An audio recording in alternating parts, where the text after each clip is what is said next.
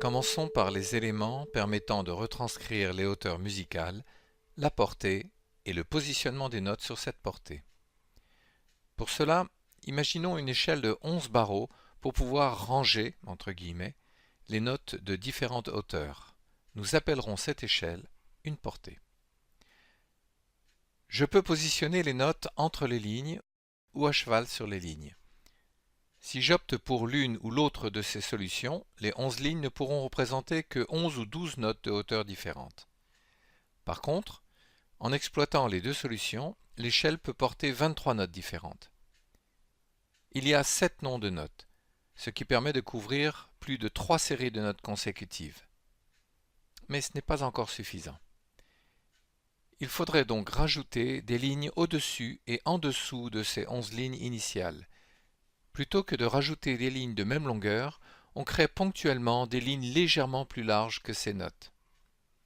On les appelle les lignes supplémentaires. Ces petites lignes supplémentaires ont le même espacement que les 11 lignes originelles.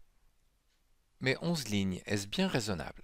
On sait que le cerveau perçoit instantanément, à moins d'un apprentissage spécifique et précoce, des combinaisons de 2 ou 3 objets d'un seul coup d'œil. Par exemple, les chiffres romains n'utilisent pas plus de 3 bâtons consécutifs pour représenter les nombres. En effet, on n'écrit pas 4 avec 4 bâtons, 4i, mais avec i et v, ce qui veut dire 5 moins 1. 5 éléments identiques sont évalués de deux façons différentes, 3 plus 2 ou 2 plus 3. Pour la lecture des notes, 5 lignes pour une portée permet d'estimer beaucoup plus facilement le positionnement d'une note que 11 lignes. Mais comment identifier les 5 lignes que l'on extrait des 11 lignes initiales?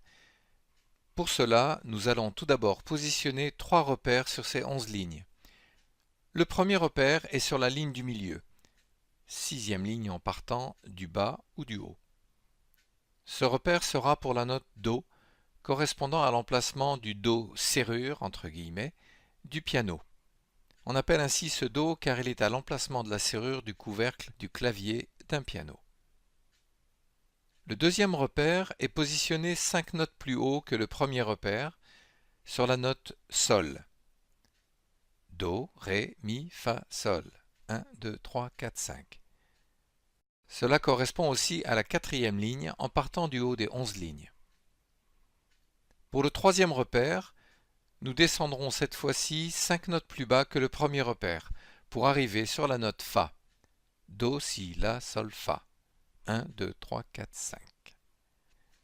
Cela correspond à la 4e ligne en partant du bas des 11 lignes. Le nom des notes.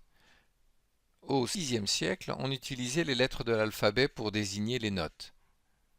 Mais commençons toujours à la lettre A, quelle que soit la note. On ne peut pas vraiment parler d'une notation puisqu'il n'y avait aucun lien fixe entre les lettres et les notes. Ce n'est qu'au début du XIe siècle, Dialogus de Musica, que sont fixés à 7 le nombre des lettres utilisées pour dénoter l'octave de La à Sol, A à G. La représentation varie selon les octaves.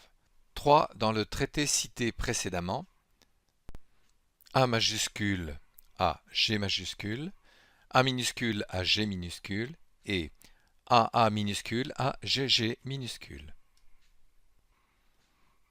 Aujourd'hui, les pays anglophones utilisent les lettres de A à G, la gamme commençant par le C, le Do. Les germanophones et certains pays scandinaves et slaves utilisent le H à la place du B pour le Si français. Le B représentant le Si bémol dans leur système. On appelle cette notation par les lettres la notation anglo-saxonne.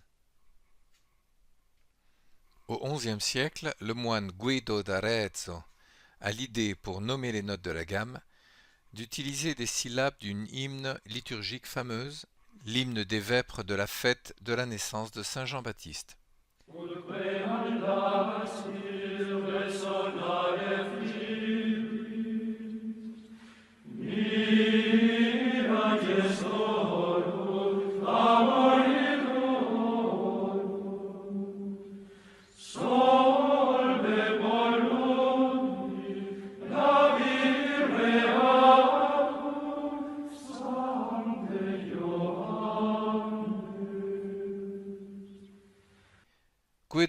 mezzo à utiliser la première syllabe, ce que l'on appelle un acrostiche, de chacun des 6 premiers hémistiches de l'hymne, ut, ré, mi, fa, sol, la, pour son système de formulation des notes.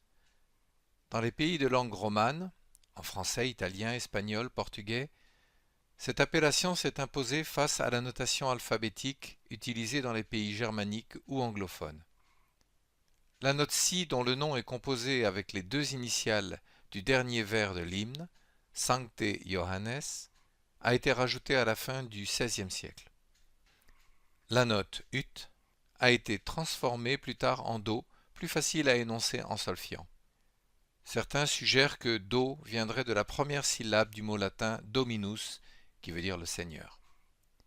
Le do est la seule note de musique à avoir changé de nom. Le nom ut est cependant conservé dans les termes techniques ou théoriques. Ainsi, on parle par exemple de trompette en ut, de clé d'ut, de contre-ut pour le chant, ou de concerto en ut mineur. On utilise les lettres C, F, G comme signes pour les repères, pour les notes Do, Fa et Sol. D'abord identique aux lettres, le graphisme de ces clés a énormément évolué au cours du temps.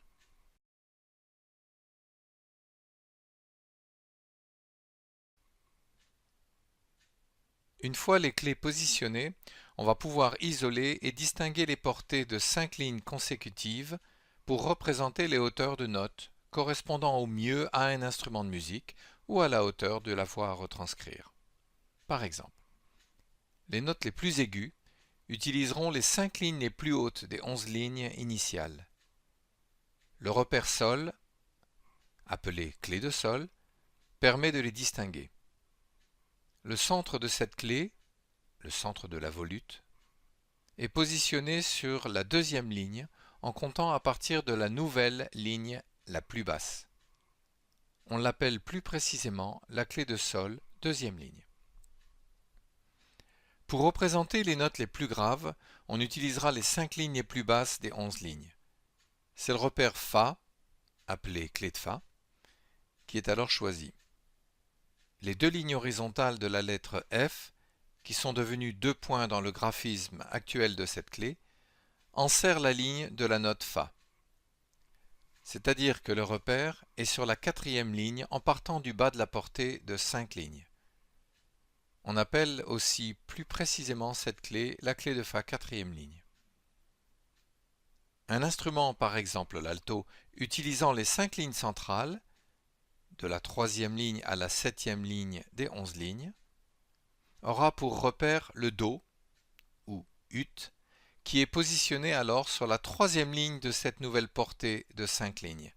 On dit alors qu'on est en clé d'ut, clé de Do, 3e ligne. À partir de la portée de 11 lignes, on peut extraire 7 portées différentes de 5 lignes. Du grave à l'aigu, ça sera clé de Fa 4e ligne, clé de Fa 3e ligne, clé d'ut 4e ligne, clé d'ut 3e ligne, clé d'ut 2e ligne, clé d'ut 1re ligne et clé de sol qui peut se préciser 2e ligne. Sur une portée, la ligne du temps s'écoule de gauche à droite. Enfin, si on veut exprimer 2 notes entendues simultanément, on les superpose. Si ces notes sont conjointes, il est nécessaire de les décaler légèrement horizontalement pour éviter de faire des amas de notes indistinctes.